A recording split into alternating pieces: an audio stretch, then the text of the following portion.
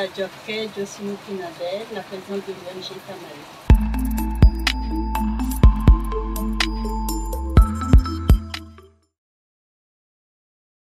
Tamae, c'est Terre, Air, Mer, Action en France et Environnement, et c'est une association, une ONG que nous avons créée depuis 2016 pour offrir aux enfants béninois un meilleur cadre de vie par la sensibilisation et surtout par les jeux.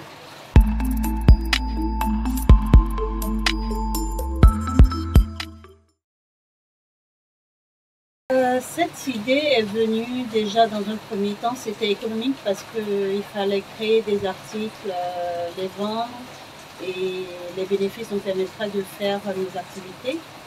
Et ensuite, comme nous sommes en contact la plupart du temps avec les enfants, donc les écoliers, nous avons constaté qu'il y avait un problème, un manque de cartables de qualité au niveau des écoles.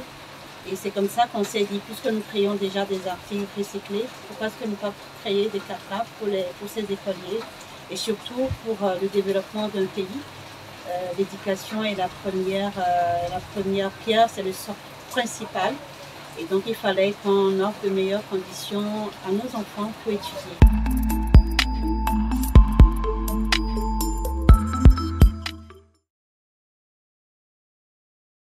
En fait, dans un premier temps, nous recyclons, nous allons voir nos partenaires ou les partenaires potentiels, nous demandons s'ils ont des pages publicitaires qu'ils n'utilisent plus, des sacs de conditionnement par exemple au niveau de la structure ISPB Bénin, où nous collectons des sacs de conditionnement. Et une fois que tous ces produits-là sont collectés au niveau des partenaires, nous les acheminons soit à Pécadi, soit à Glongandan, où nous avons les femmes de nos communautés qui nettoient ces sacs. Une fois que les sacs sont nettoyés, ensuite les bénévoles de l'ONG Tamae créent les modèles. Et cette année, nous avons créé beaucoup de modèles avec les étudiants des ADS. Et ensuite, une fois que le modèle est créé, nous avons notre atelier de couture où nous employons des jeunes déscolarisés. Et au niveau de cet atelier de couture, les patrons sont montés et ensuite nous montons les cartables avec les différents textiles recyclés. Nous travaillons sur la bâche brute sans rien mettre. Nous travaillons aussi des fois, on recouvre la bâche de textile recyclé. Et nous essayons de travailler le maximum avec le moins d'accessoires en plastique. Nous travaillons avec ces jeunes-là pour innover tout le temps. Et surtout offrir des cartables confortables aux élèves.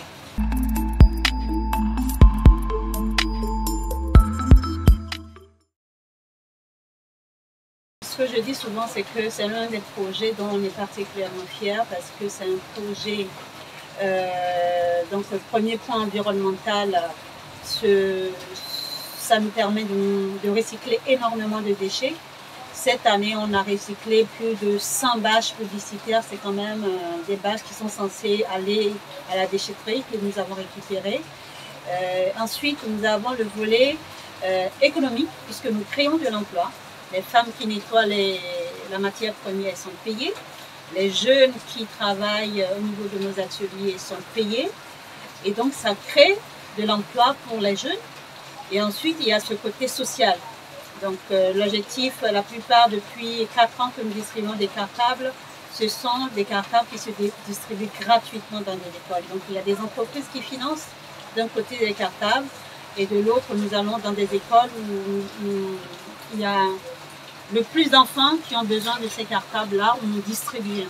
Donc c'est aussi un impact social, ça permet à des enfants dont les parents n'ont pas les moyens d'offrir un cartable à la rentrée, d'avoir un cartable, d'avoir de meilleures conditions. Et en plus, dans ces cartables, nous avons d'autres bénévoles, d'autres structures qui nous envoient du matériel, comme des cahiers, des stylos, des règles, et plein d'autres choses que nous mettons dans ces cartables-là et qui vont favoriser l'éducation des élèves à l'école.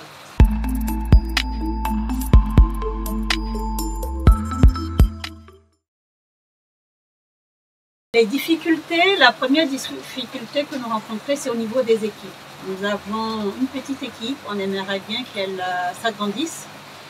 La seconde, c'est se former parce que c'est pas simple la formation. Nous donnons la formation qu'on peut à notre niveau, donc c'est essayer d'améliorer un peu plus la formation au niveau de nos ateliers. Et le troisième point, c'est convaincre le Béninois que nos cartables recyclés ont triple fonction et que le Béninois, en dehors du fait d'avoir des entreprises qui nous financent, d'avoir des particuliers béninois, des familles qui viennent à Tamaï acheter un cartable en disant je vais acheter un cartable solidaire, un cartable recyclé pour mon enfant. Donc ça permettra quelque part d'augmenter la production, d'embaucher plus de personnes. Donc en gros, voilà les quelques difficultés qu'on rencontre pour l'instant. Le cartable, aujourd'hui, notre cartable recyclé n'est pas encore unanime au niveau des ménages béninois.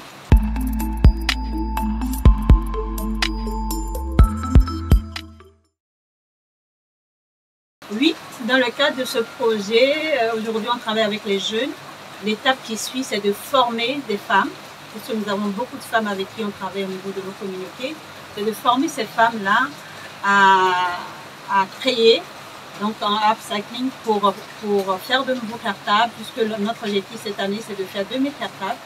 Donc il faut beaucoup de main-d'œuvre. Et si on pouvait permettre à ces femmes qui sont très engagées au niveau des communautés pour la protection de l'environnement, leur trouver des revenus pour les permettre de s'épanouir un peu plus au sein de la société, je pense que ce serait que du positif.